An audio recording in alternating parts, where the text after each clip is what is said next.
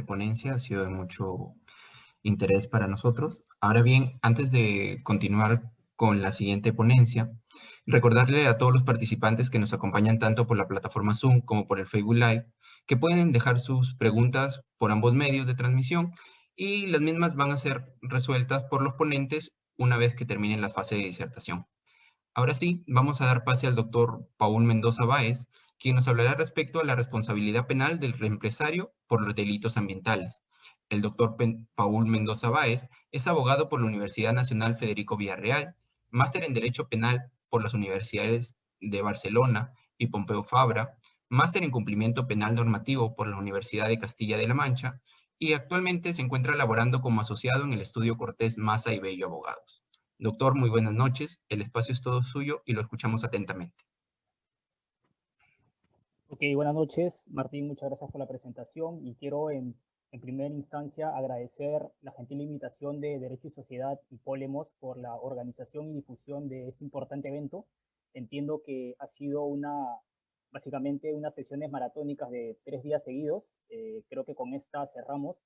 Espero estar a la altura de la ocasión. Y en realidad he escuchado también la ponencia de la doctora Chávarri, la cual me ha parecido súper interesante, muy bien concreta, y me permite también a mí poder extender la exposición porque está en el mismo hilo la temática, ¿no? Ella ha tocado algunos temas del derecho ambiental y también del derecho penal, algunos tópicos, lo cual me permite a mí poder entrar a parte, digamos, pura y dura del derecho penal, de la dogmática jurídico-penal del derecho penal ambiental. Quiero compartir unas diapositivas para iniciar mi exposición. ¿Me confirman, por favor, si pueden visualizarlas? Se visualizan, doctor, la pantalla principal con todas las... Ahí ya, perfecto. Perfecto, muchísimas gracias. Bien, el título que le he puesto a esta exposición es Responsabilidad penal del empresario por delitos ambientales, pero perfectamente los tópicos y los puntos que voy a desarrollar podrían tranquilamente aplicarse a cualquier tipo de delito cometido dentro de las estructuras empresariales. ¿Correcto? Dentro del derecho penal se han hablado distintos temas entre los días de ayer y anteayer, temas de imputación objetiva, temas de imputación subjetiva, temas de teoría de la pena, lo cual también me permite a mí poder aterrizar esa parte general del derecho penal concretamente a los delitos ambientales.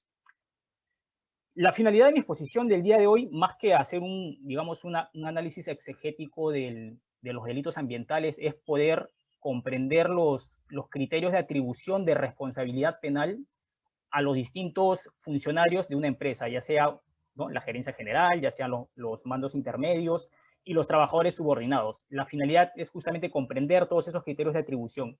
Y para poder empezar con esta exposición, quiero plantearles un caso prototípico, un caso de laboratorio, ¿no? Un clásico caso de contaminación ambiental que se da dentro de una empresa minera.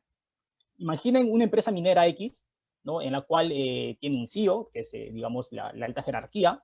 A su vez tiene un gerente de asuntos ambientales, ¿no?, que se encarga de monitorear los vertimientos industriales, en fin, tiene sus propios ámbitos de competencias y funciones.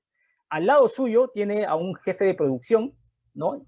Y debajo de ellos, debajo de las gerencias, existen otro tipo de mandos, como son, por ejemplo, las jefaturas, ¿no? Las jefaturas de producción, los jefes de planta, etcétera. Y más debajo de ellos aún están los operarios, ¿no?, que son los trabajadores rasos, por así decirlo. ¿Qué sucede en un caso? ¿Cómo es que se inicia una investigación o cómo es que se atribuye responsabilidad ante un caso de contaminación ambiental de una empresa minera que, digamos, vierte sus relaves dentro de un río, que termina contaminando el agua, el suelo, termina generando perjuicio a las cosechas de las comunidades aledañas, incluso puede generar delitos contra la salud a los propios pobladores, etcétera? ¿Cómo se atribuye responsabilidad?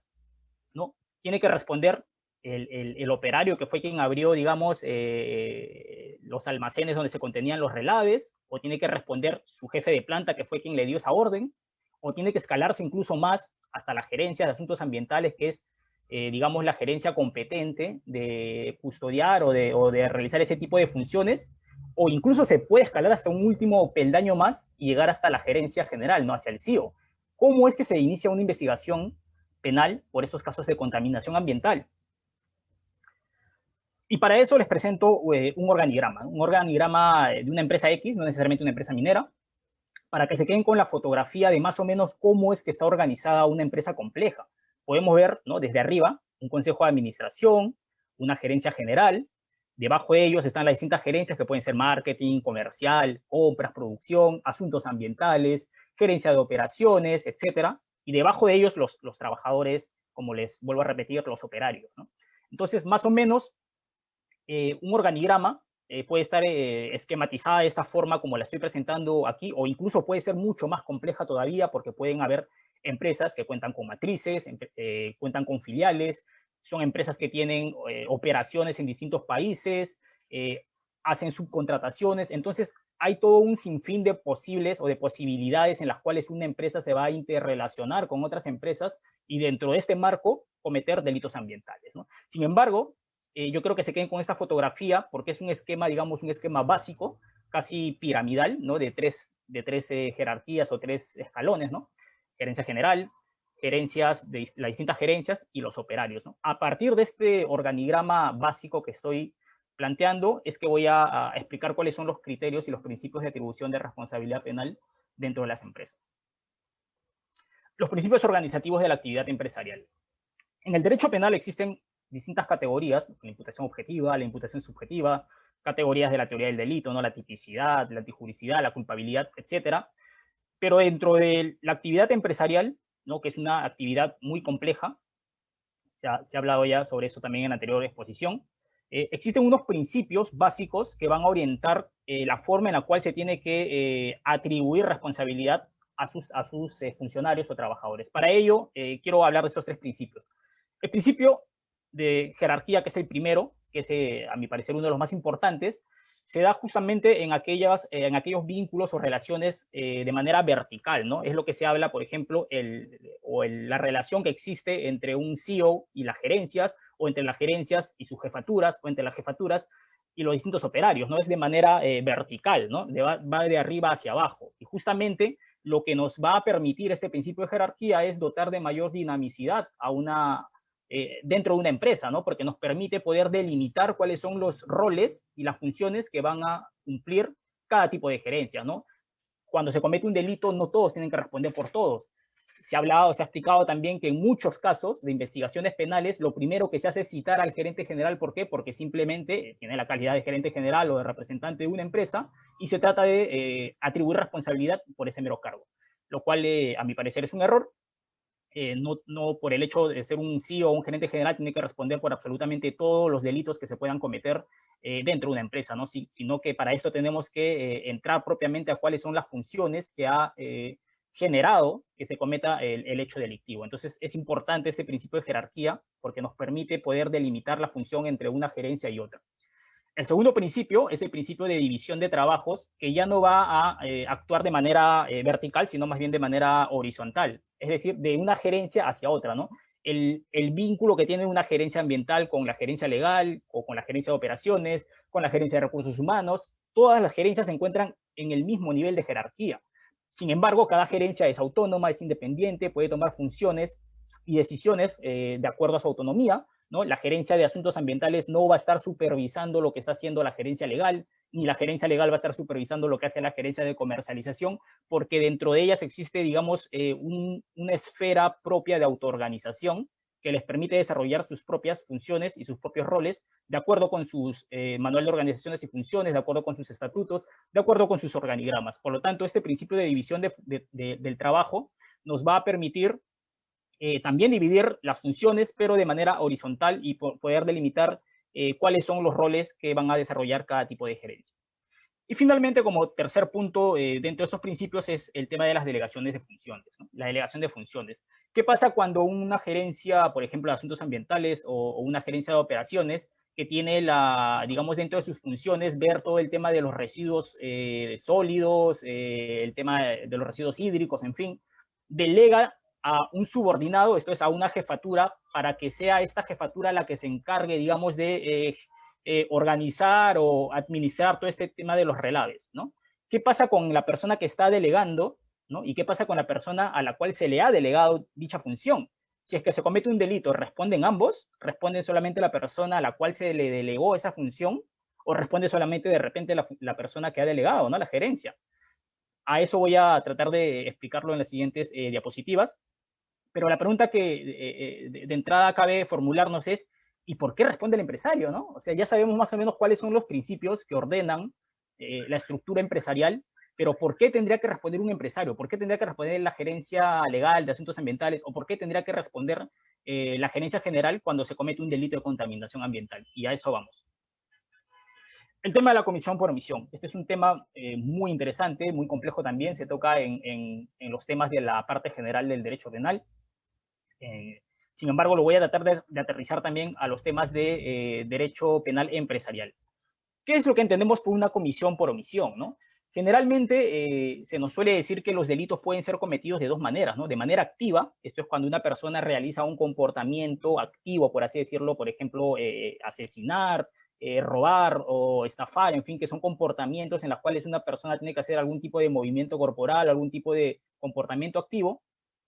Pero por otro lado también existen los comportamientos omisivos o los delitos omisivos, en los cuales es lo contrario, ¿no? La persona no realiza un comportamiento cuando tenía el deber de realizarlo.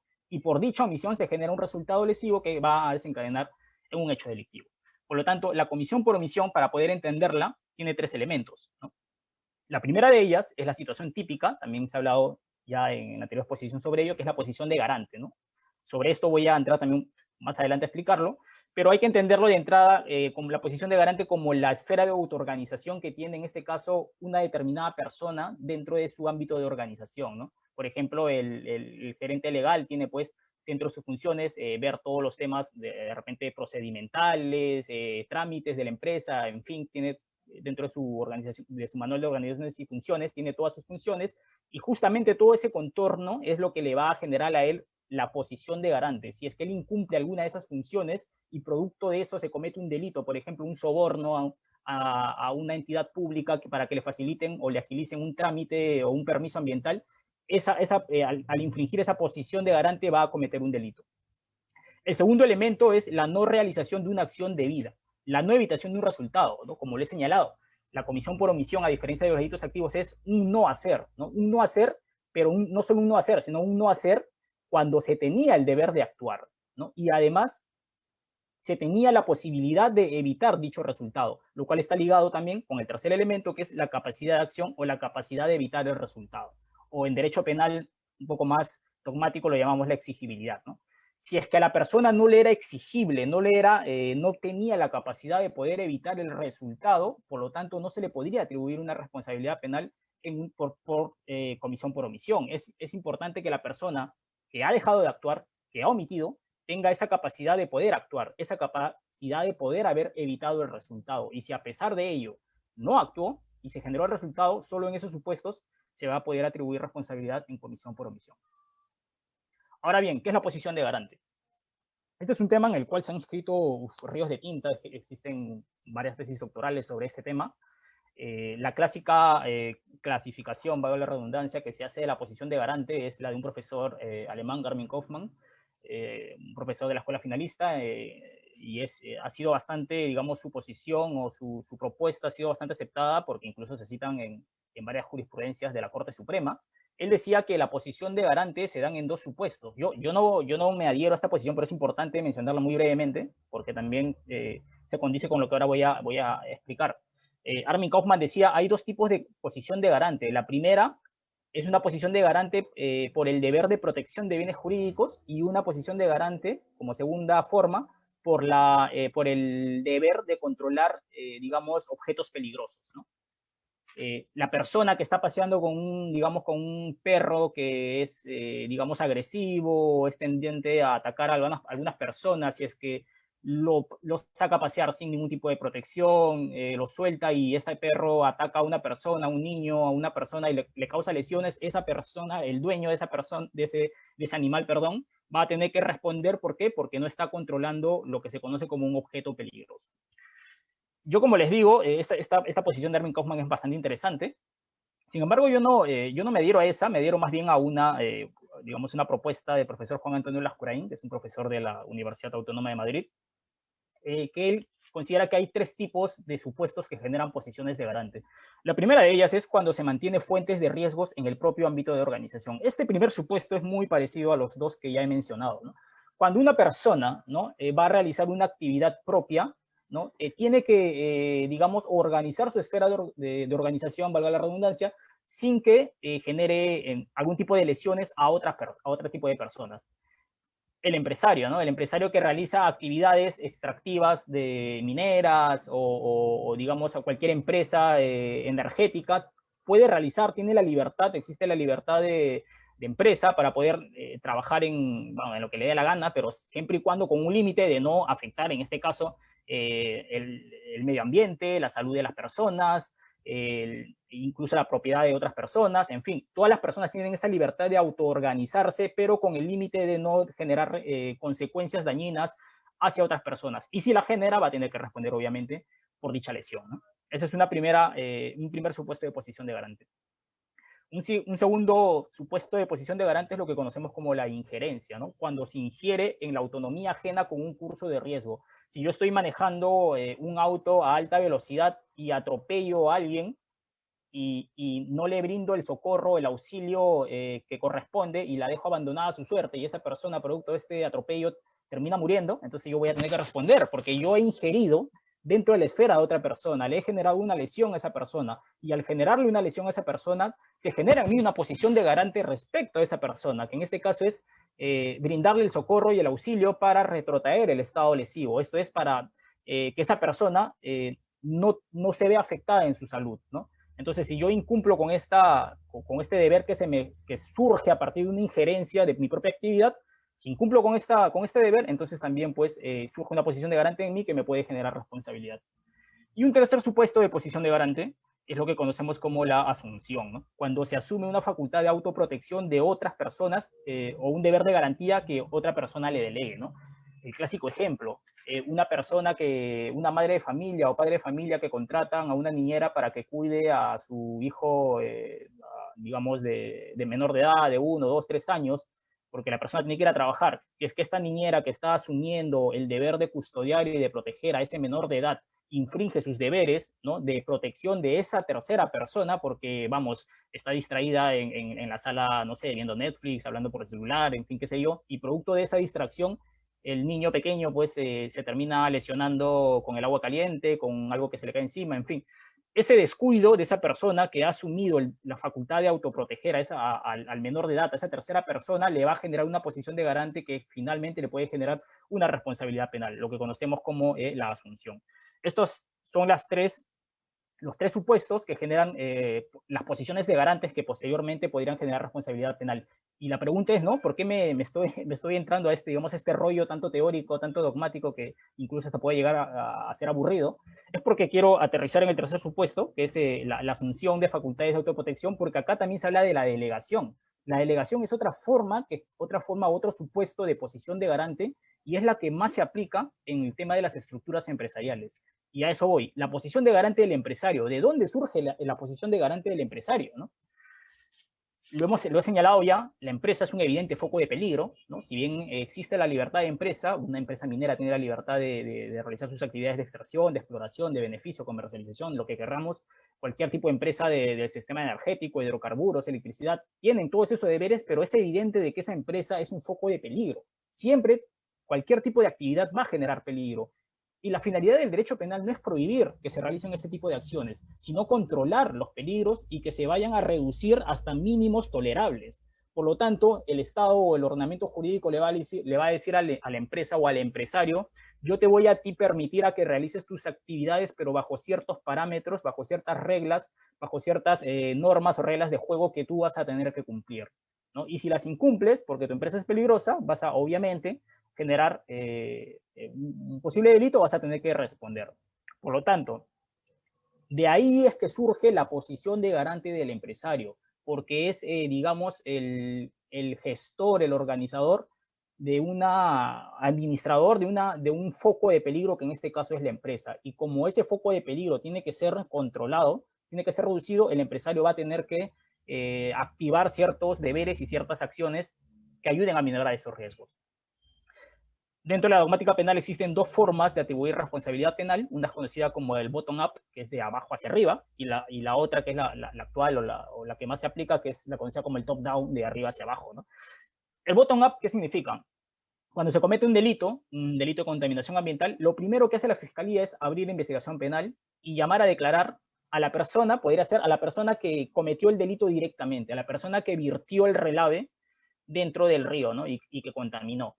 Y a partir de ahí va tratando de escalar, ¿no? En la declaración seguramente esa persona va a decir, yo lo realicé porque estuve obedeciendo órdenes de mi jefe, por lo tanto, yo creo que esa persona la deberían llamar a citar para que declare, ¿no? Y entonces el fiscal llama a ese jefe, este jefe posiblemente va a decir, es verdad, yo le di esa orden, pero lo hice, digamos, también obedeciendo ciertas políticas generales que vienen desde más arriba que yo, ¿no? Y por lo tanto, se llama a la gerencia de asuntos ambientales y así se va subiendo, ¿no? Hasta tratar de llegar a la gerencia general, ¿no? Esta metodología del bottom-up no ha llegado, digamos, a resultados satisfactorios, porque cuando se empieza desde abajo hacia arriba, empezando por el, digamos, por el más débil, por la parte más débil de la empresa, que es el operario, ¿no?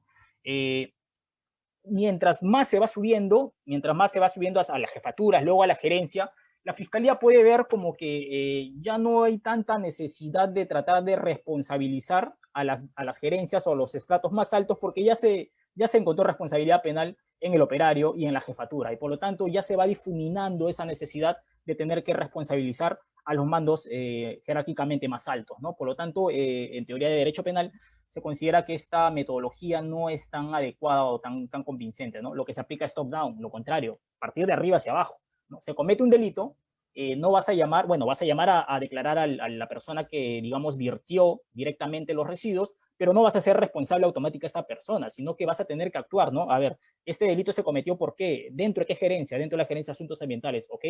Mandamos a llamar al gerente de asuntos ambientales para que tenga que explicar por qué es que se cometió este delito y a partir de ahí ver si es que este gerente de asuntos ambientales cumplió con sus funciones o por el contrario incumplió y producto de eso fue que se generó el hecho lesivo, ¿no? Y si es que a partir de esas, digamos, esa información se puede tratar de vincular incluso al gerente general porque digamos que las pautas o las políticas generales partieron de ahí, de la gerencia general, es que también se va a tener que responsabilizar al gerente general, ¿no? Siempre y cuando se le puedan atribuir, digamos, un incumplimiento de funciones a esa gerencia, ¿no?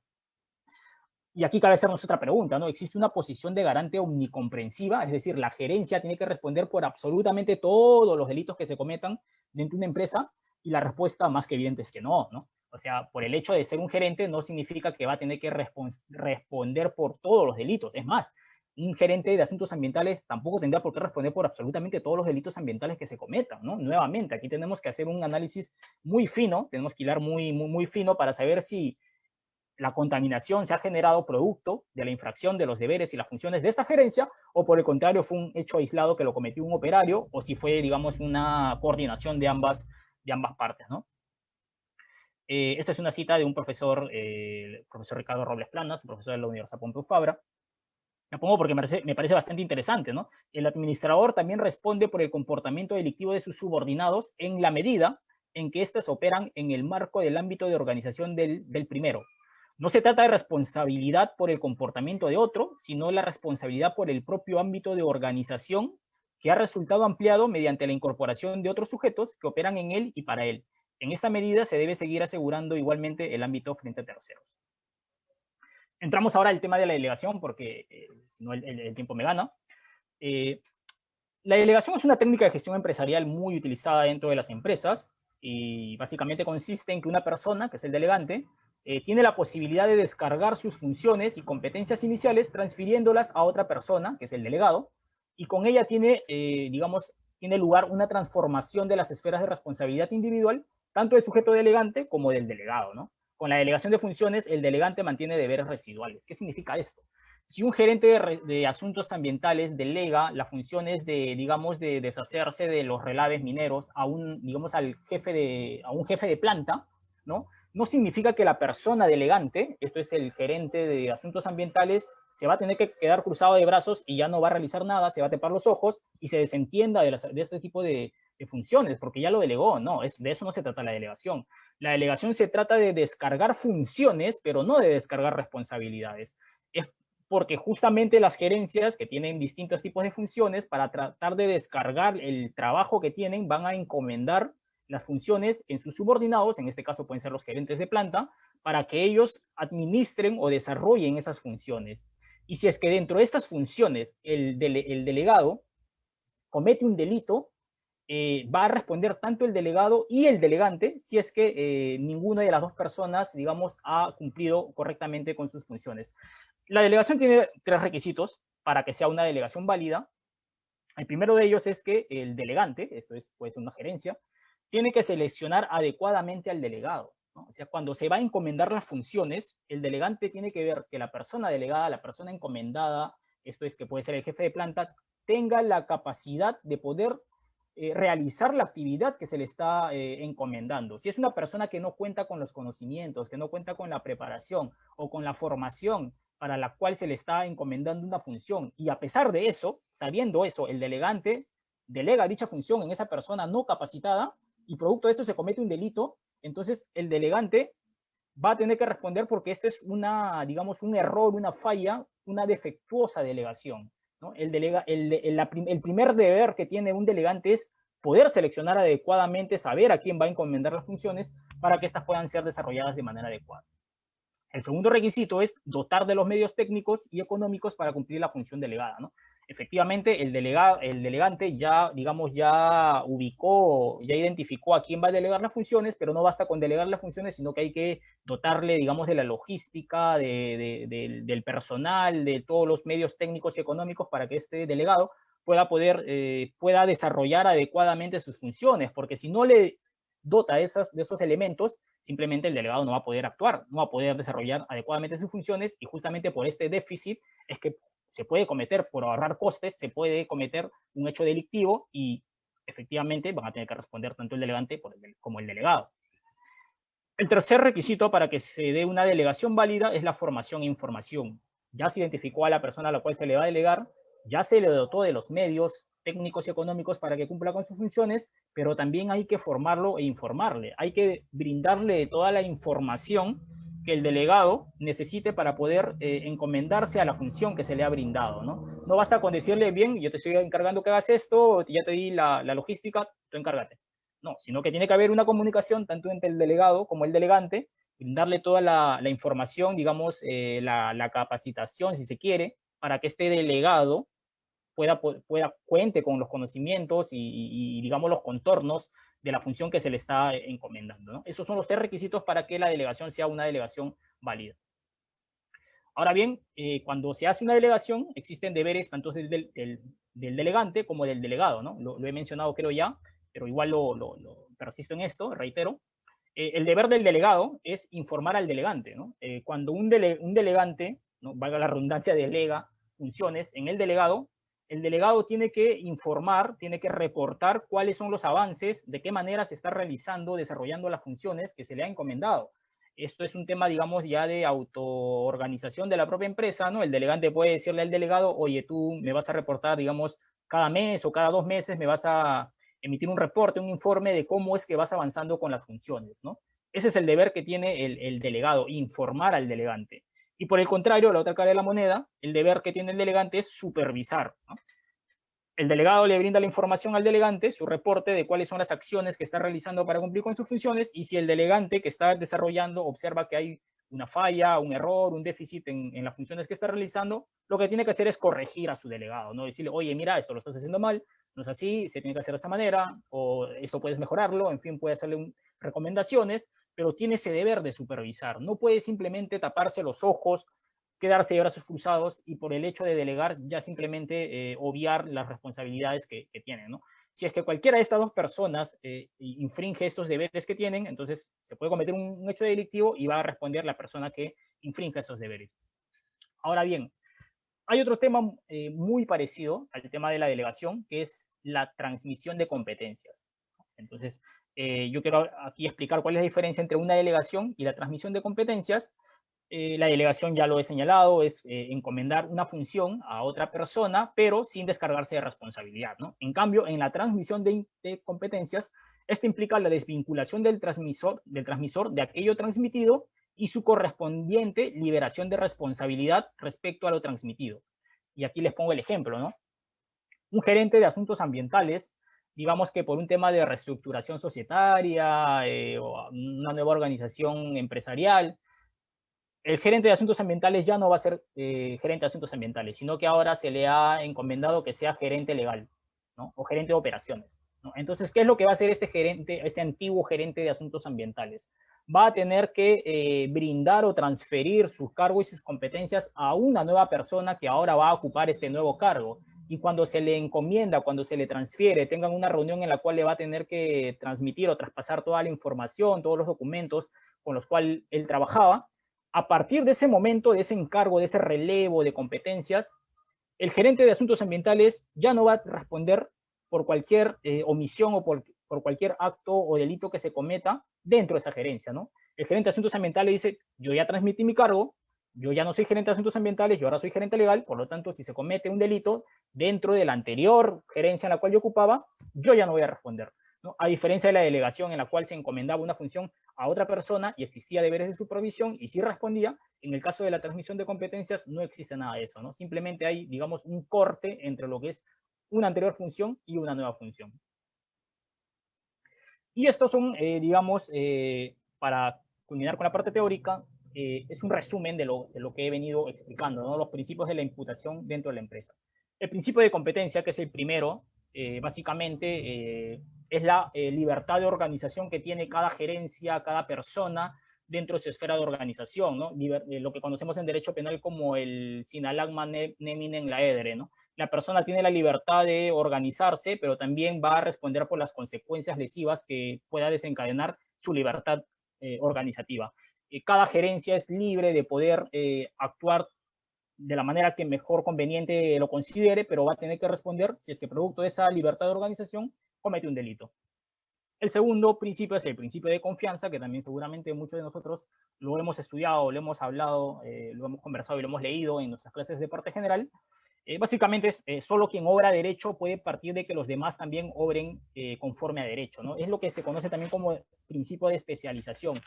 La gerencia legal confía en que la gerencia de asuntos ambientales va a cumplir con sus funciones, no tiene por qué estar supervisándolo, él no es un fiscal de otra gerencia, no va a estar jalándole las orejas para ver si está cumpliendo con todos los permisos ambientales, etcétera, sino que confía en que esta otra gerencia está desarrollando sus funciones de acuerdo con la legalidad porque él también lo hace así. Y así con otros tipos de gerencia, ¿no? De comercialización, logística, asuntos ambientales, en fin, ¿no? Relaciones comunitarias, todas las gerencias que puedan haber dentro de una empresa minera o una empresa energética, ¿no?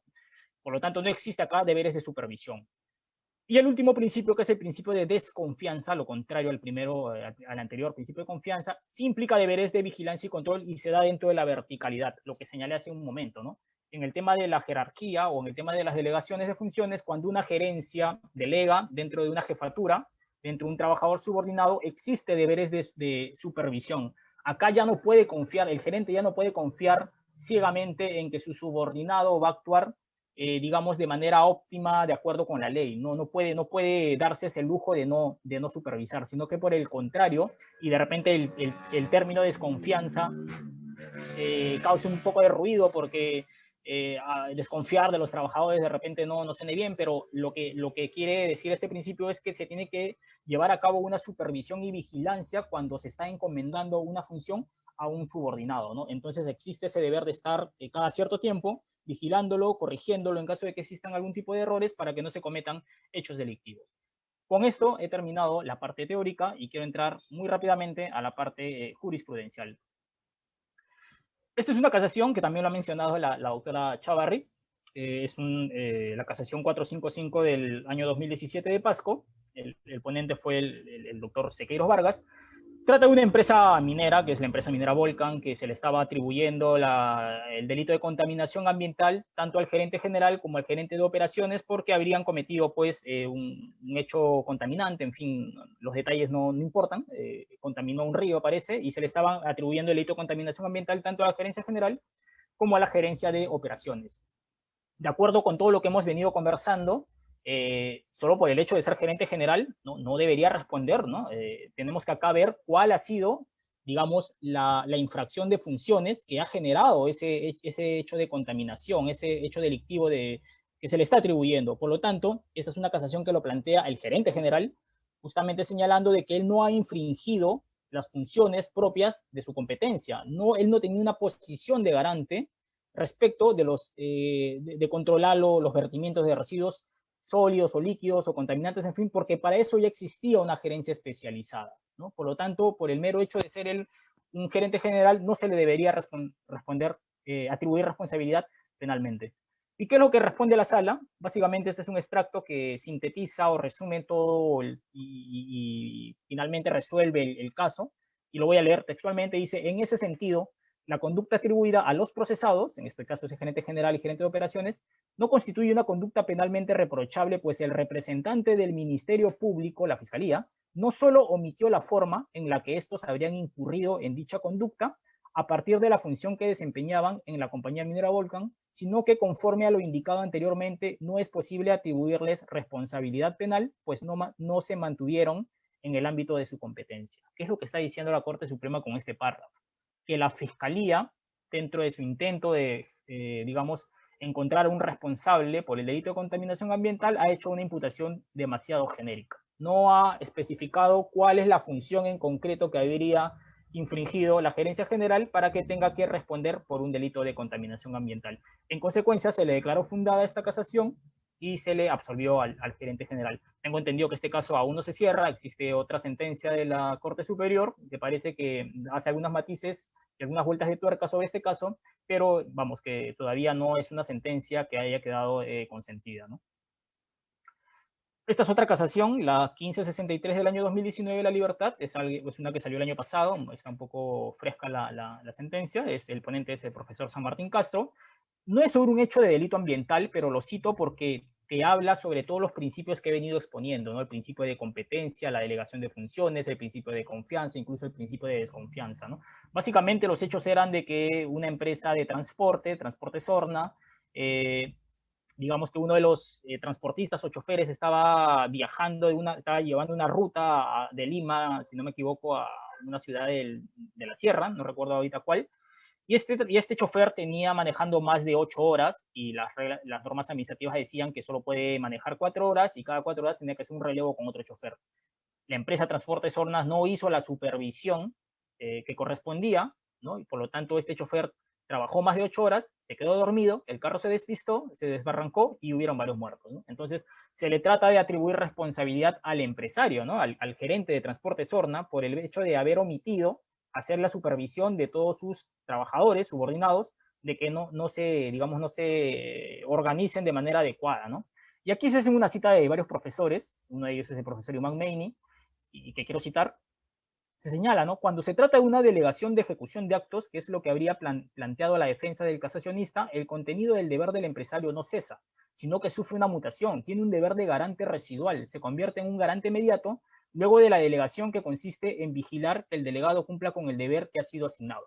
¿Qué es lo que había planteado la defensa, ¿no? La defensa había dicho que el gerente general no debería responder por este delito de homicidio culposo porque él habría delegado, ¿no?, la función de, digamos, organizar o controlar que los trabajadores o los choferes no se excedan en sus horas de manejo, lo había encargado dentro de otra persona y esta persona habría incumplido esa supervisión y producto de eso es que se cometió el delito, ¿no? Por lo tanto, al haber una delegación, ¿no?, él no debería responder, ¿no? Más o menos esa era la tesis de la defensa, ¿no?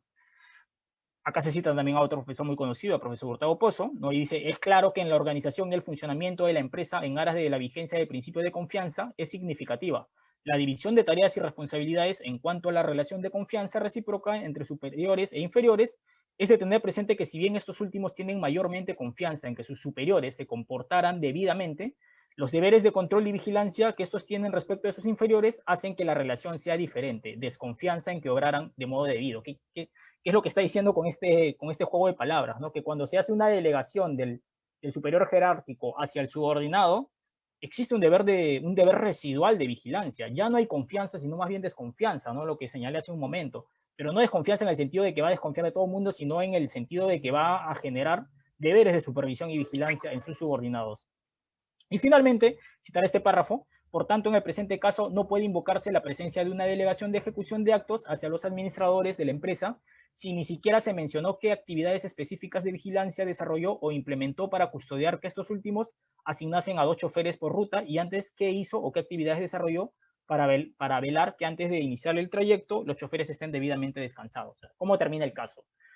La Corte Suprema resuelve declarando fundada en parte la casación señalando de que aquí no hubo una delegación, ¿no?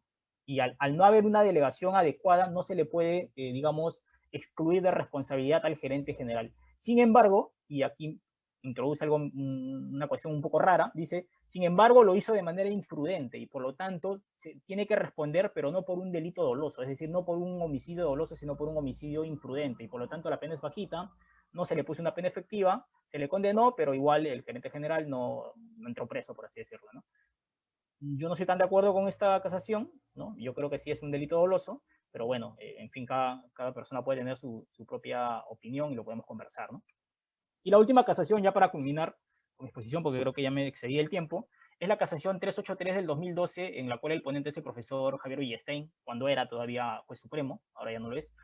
Es un caso muy parecido al primero, ¿no? Es una empresa minera que vierte relaves en un río, se genera un delito de contaminación ambiental, pero lo que se le atribuye en este caso al gerente no es que haya hecho él mismo directamente, pues, digamos, el verter los relaves dentro del río, sino por el contrario, haber omitido implementar una serie de políticas, ¿no?, que eviten que se vierta justamente relaves en el río, políticas ambientales, de aminoración. En esa época todavía no existían los temas de los compliance, pero sí existían distintos tipos de políticas, y por lo tanto la empresa, al no haber implementado, digamos, esta serie de políticas, se le imputa o se le atribuye la responsabilidad penal. Aquí la última parte la resalto. La omisión está referida a la falta de implementación de las medidas para la correcta eliminación de los residuos, a pesar de que conocía de la propia situación generadora del deber como de la posibilidad de la realización de la acción debida. Y por lo tanto se le atribuye responsabilidad por comisión por omisión al gerente general.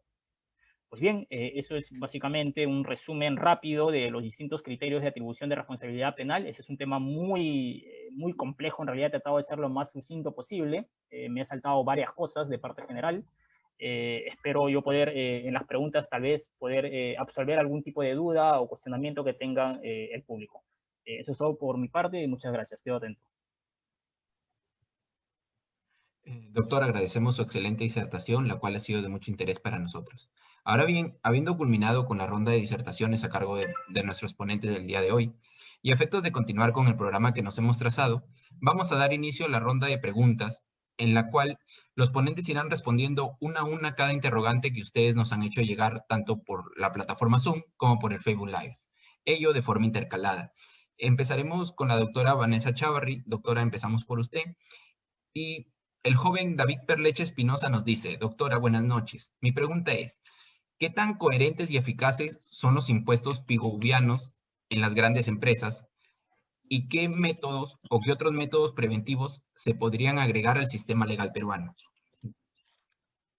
Hola, bueno, me van a disculpar, no voy a poder poner la cámara.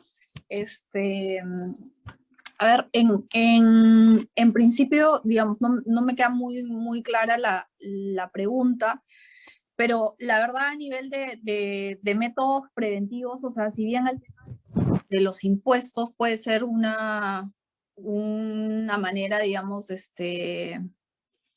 ideal, digamos, de tratar de prevenir las cosas. O sea, usualmente en la doctrina o en la teoría, digamos, ambiental, hay estos mecanismos de comando y control, ¿no? Entonces, los mecanismos de comando y control involucran el tema de las multas, que es el primer mecanismo para el tema de, digamos, desincentivar que las empresas incumplan las normas ambientales. Entonces, se presume de que mientras más altas las multas, mayor será, digamos, el incentivo para el cumplimiento de la normativa ambiental. O sea, un ejemplo, digamos, bastante común para nosotros es el tema de los cinturones de seguridad, por ejemplo. Antes los cinturones de seguridad, nadie usaba los cinturones de seguridad.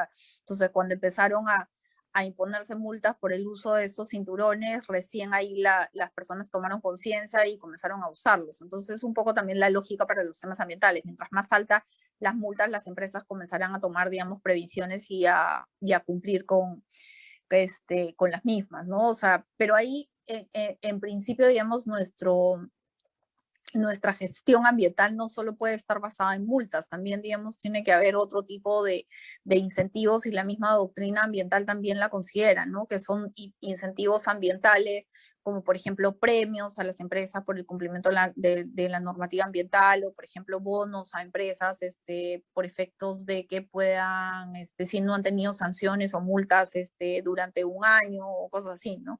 Entonces todavía nuestra legislación, si bien la contempla, todavía no se han implementado dichos mecanismos en específico, ¿no? O sea, de hecho OEFA, que es la entidad ambiental, sí considera un tema de, o sea, tiene ellos un registro de infractores ambientales, entonces, digamos, lo ideal es de que las empresas, no sea público de que una empresa es infractora ambiental, ¿no? Entonces, de esa manera generas también incentivos para su cumplimiento, pero a partir de eso todavía no se han implementado otro tipo de mecanismos, ¿no?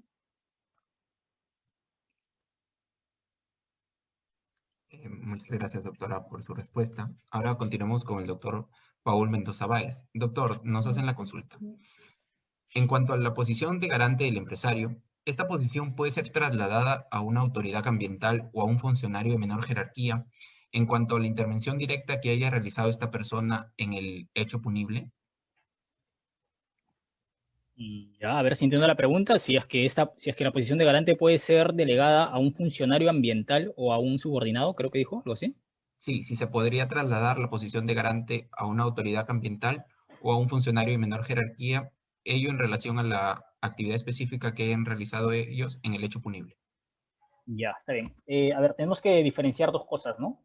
Entiendo que cuando habla de funcionario ambiental se refiere no a un funcionario público, sino a un funcionario, digamos, a un jefe que ve temas ambientales dentro de la empresa, ¿no? Si es así, definitivamente sí se puede encomendar, sí se puede delegar a un subordinado que vea esos temas, pero la posición de garante no desaparece. O sea, el delegante, ¿no?, delega las funciones a un subordinado que puede ser un jefe de planta, puede ser un operario, puede ser cualquier otra persona capacitada, que cumpla los requisitos de la delegación para poder cumplir con tales funciones, porque por la especialización propia que tiene esta persona puede desarrollar, digamos, de manera más eficiente, más adecuada las funciones o el encargo que se le está encomendando, pero el delegante no se va a descargar de responsabilidad penal, ¿no? Siempre existe ese deber de supervisión y vigilancia. Si este delegante no supervisa adecuadamente lo que está encomendando al delegado y producto de ello se comete un delito, va a responder tanto el delegante como el delegado.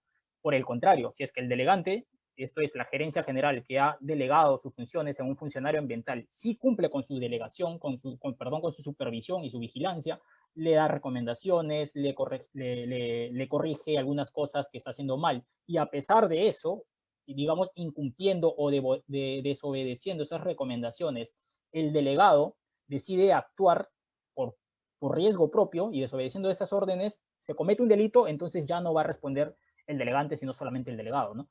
No es que el delegante vaya a responder siempre y de manera automática, sino siempre y cuando incumpla con sus deberes de supervisión y vigilancia. Esa sería la respuesta, ¿no? Muchísimas gracias, doctor. Ahora continuamos con la doctora Vanessa Chavarri. Doctora, la señorita Noelia Mesa nos dice: buenas noches, doctora. Respecto al principio de non bis in idem, para interponer una denuncia ambiental o continuar con la investigación penal en la etapa de investigación preparatoria, se necesita que previamente la administración o el sector competente emita algún informe técnico o información previa para que el fiscal cuente con un sustento técnico que ayude a sustentar que se superó los límites máximos permisibles para cierta actividad, o porque ambas ramas jurídicas protegen bienes jurídicos diferentes, siguen su curso de manera separada. O sea, en principio, como le había señalado, para efectos de que el fiscal pueda, digamos, iniciar las investigaciones por un tema de un delito ambiental, ya no se necesita, en principio, digamos, el tema de contar con el informe fundamentado. Antes, con la normativa del 2005, sí era como que una condición exigible el tema de contar con este informe para efectos de poder iniciar las investigaciones en materia penal, ¿no? Pero ahora ya no. Entonces, pero lo que sí es importante es que en el marco del proceso y para efectos de la formalización y ya la sanción penal, sí se necesita el informe de la autoridad ambiental en la que se pueda, digamos, verificar el tema del cumplimiento de los límites máximos permisibles, el cumplimiento o el incumplimiento de las normas, reglamentos ambientales, ¿no? Entonces, por eso le decía de que existe una relación muy íntima entre el tema el tema penal y el tema ambiental. O sea, el fiscal no puede, en principio, digamos, sancionar a alguien si es que no se cuenta con ese informe fundamentado, porque finalmente la ley penal en temas ambientales es una ley penal en blanco, ¿no? Eso sería. Muchísimas gracias, doctora. Ahora continuando con el doctor Paul Mendoza. Doctor, el joven David Perleche Espinosa nos dice: doctor, buenas noches. Mi pregunta es, ¿cómo se les puede incentivar a las empresas para que exista un hábito consecutivo de reciclaje y reuso de la materia usada?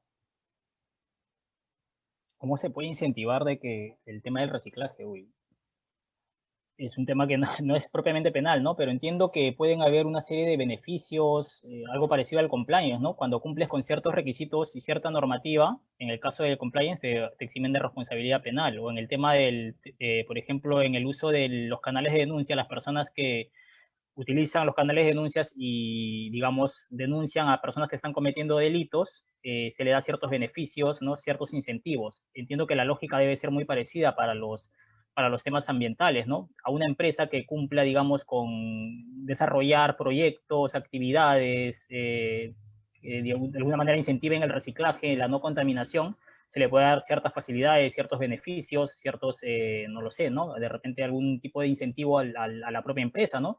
Certificados de buena conducta, creo que existen certificados de colores, no conozco muy a fondo el tema digamos, la normativa ambiental, ¿no? Pero entiendo que la lógica debería ser esa, ¿no?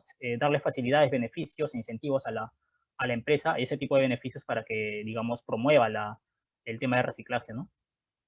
No sé si esa era la pregunta exacta, no la llegué a entender bien. Sí, doctor, en ese sentido iba la pregunta. Muchas Ok, gracias por su respuesta. Ahora, en cuanto a la última pregunta para la doctora Vanessa Chávarri, el joven Oscar Henry Isidoro Pinedo nos dice: buenas noches, doctora Chávarri. El título 13º del Código Penal establece 4 capítulos: delitos contra el ambiente, delitos contra los recursos naturales, delitos contra los funcionarios ambientales, más conocido como el prevaricato ambiental y las faltas. En el caso del artículo 307b, minería ilegal, esta se encuentra dentro del capítulo de los delitos contra el ambiente. Mi pregunta es, ¿esta no debería estar inserta dentro de los delitos contra los recursos naturales, toda vez que el mineral es un recurso natural? Por otro lado, con respecto a los delitos que cometen los funcionarios ambientales, ¿el regente podría cometer este delito?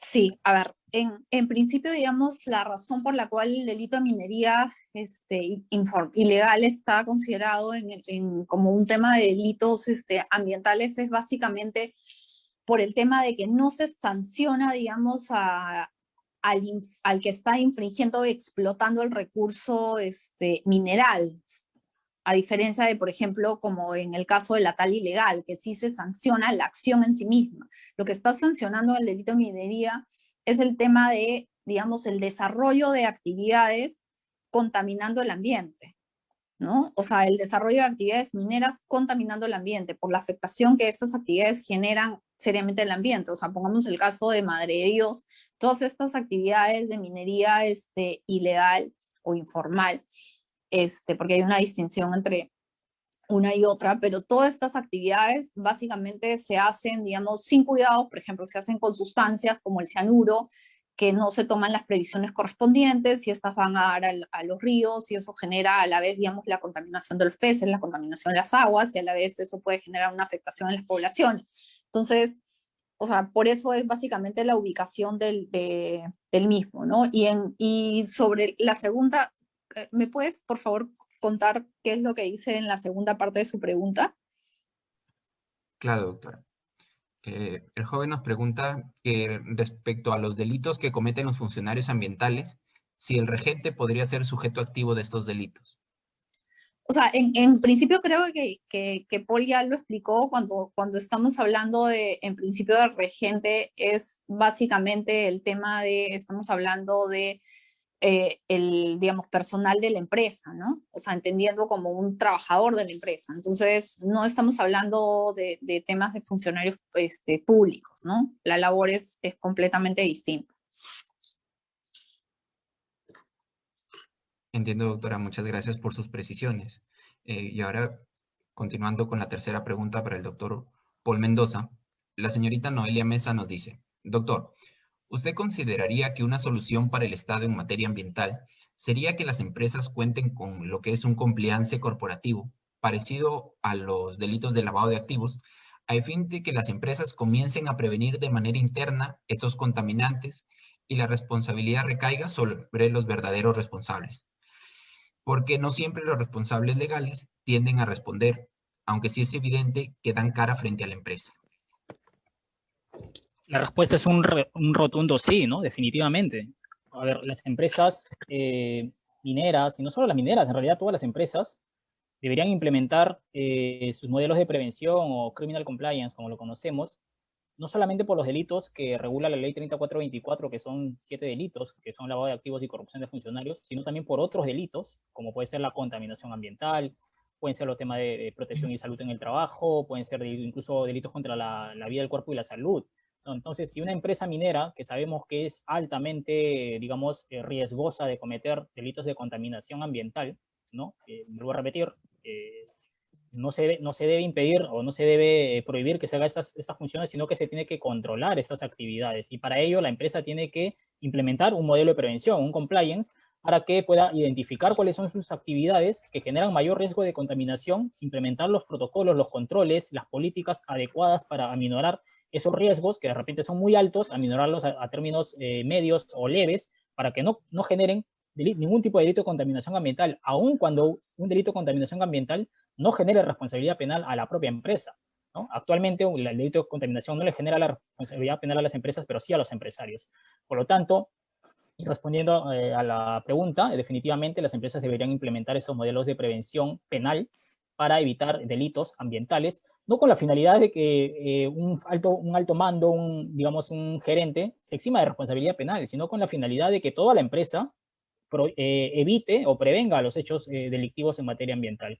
Es parte de una cultura organizativa, parte de un buen gobierno corporativo, parte de un buen ciudadano que cumple con la normativa, no solamente penal, sino toda la regulación administrativa, y justamente dentro de este marco es que debería implementar pues, los modelos de prevención, ¿no? Muchas gracias, doctor. Les agradecemos a ambos por sus excelentes respuestas. Finalmente,